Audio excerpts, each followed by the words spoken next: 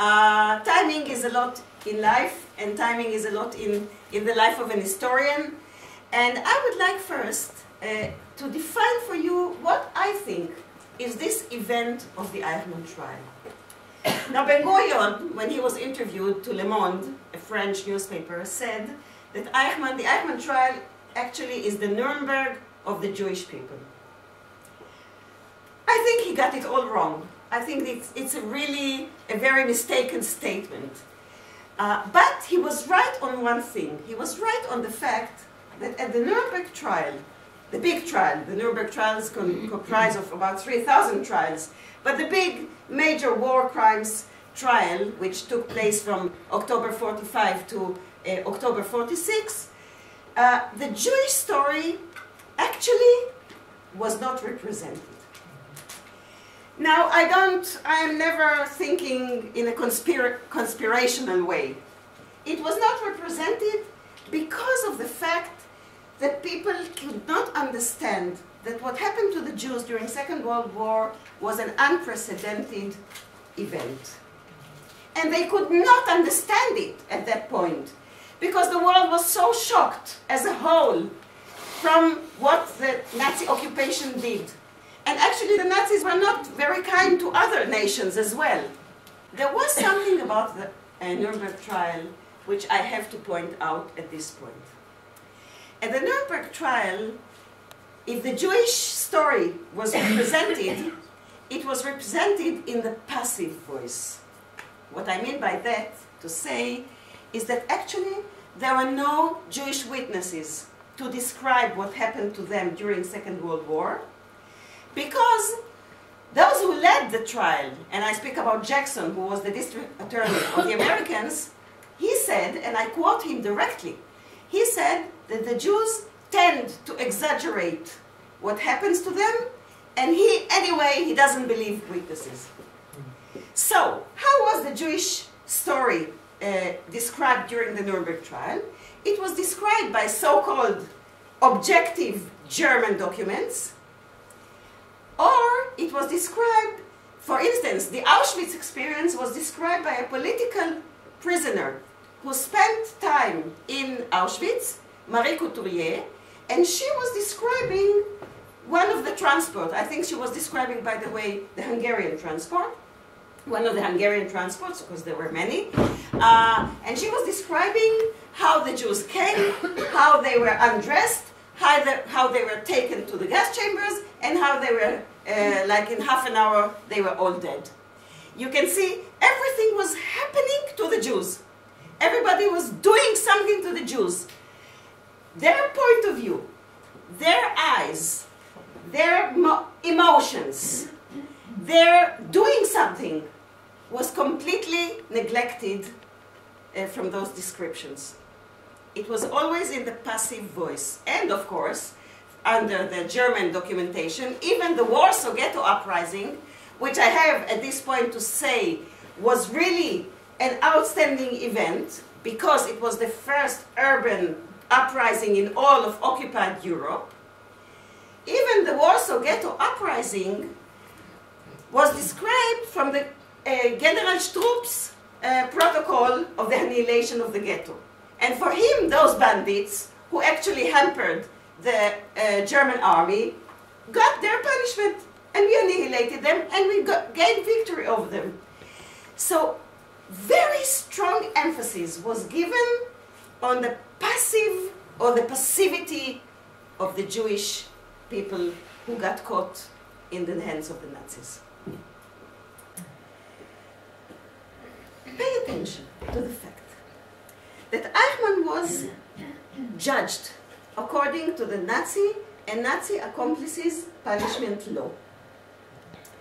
Now, when the legislator brought that law to the Knesset, actually, he knew that no Nazi will come voluntarily to Israel to be judged.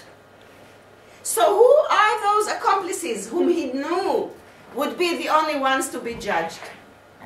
Those accomplices are, of course, Jews who were kapos, who served in the Judenrat, who served in the Jewish militia. me tell you, in the history of Israel, only 3 non-Jews were put to trial according to the Nazi and Nazi accomplices punishment law, while more than 55 Jewish people were put on trial according to this law. This is just to make you understand the discourse. Most of them, by the way, most of the 55 people who were put on trial were put on trial during the 1950s. About 2/3 of them were convicted. One of them was even judged or sentenced to death. Actually, the law, the Nazi and Nazi accomplices punishment law is the only law in Israel that if you are convicted, you are judged, you are sentenced to die. Israel abolished the death sentence in 1954, and this is the only law that says that if you're convicted, your sentence is death. But there was one Jew who was sentenced to death, and before it was executed, he died naturally. He was very sick, and the second one who was put to death was Adolf Eichmann. Now, after the 56, what we call Sinai War, Israel enjoyed some of its best years. There was silence in the borders. The money from Germany started to come in, which was a big economic boosting. And you know, when there is silence in the borders, and there were almost, let me tell you, survivors of the Holocaust in Israel, by 1960, when Eichmann was caught, there were 2 million Jewish Israelis. Of these, almost 600,000 were survivors of the Holocaust. So you can, let's say it another way, 1 of every 4 Israelis was a survivor of the Holocaust. That's strong way. Once the borders are quiet, once the economical situation is starting to improve, actually you start hearing the voices of the periphery.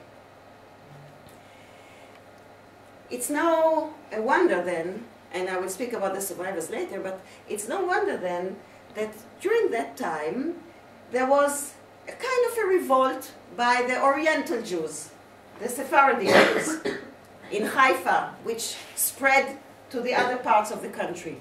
And of course, this was a very good timing to listen to the story of the survivors.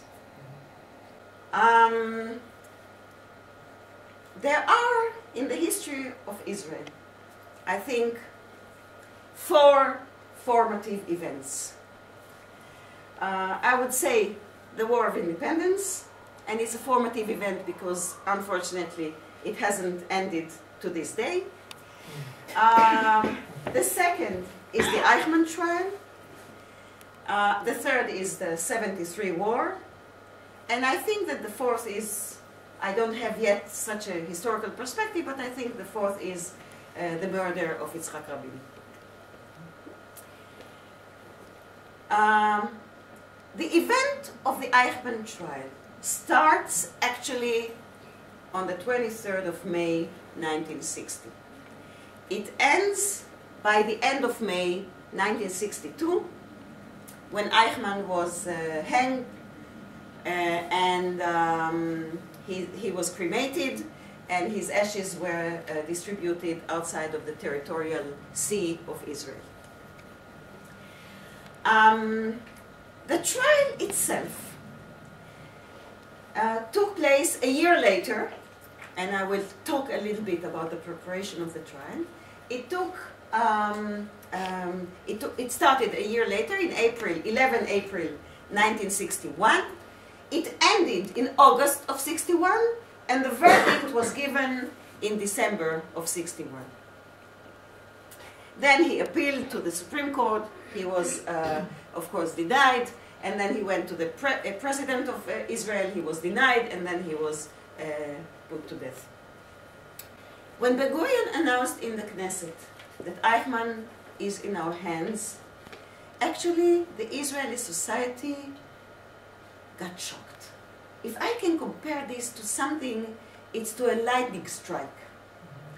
There was a lightning strike in Israel. People were so excited. Personally, I remember that day. I was a very young girl at that time, and I remember our neighbor from one story behind. We lived in the second floor, and she lived in the first floor. Her name was, I think you are Hungarians, right? Her name was Helineni. And she lost her husband and 2 children during the Holocaust. They were sent to Auschwitz. And she came up and she said, should I say it in Hungarian? I remember that as if it was yesterday. Halotatok, halotatok. As Eichmann is Itvan. And it was really, she was crying and she was so excited. And my parents are reserved people, they are very calm people. And I saw that, who knew? I didn't know who Eichmann was. I saw in my parents that something colossal has happened. And you must understand what it was. What was this strike blow in the Israeli audience at that time? The strike was the fact that only once the Jews had a state, they could judge someone who has harmed them.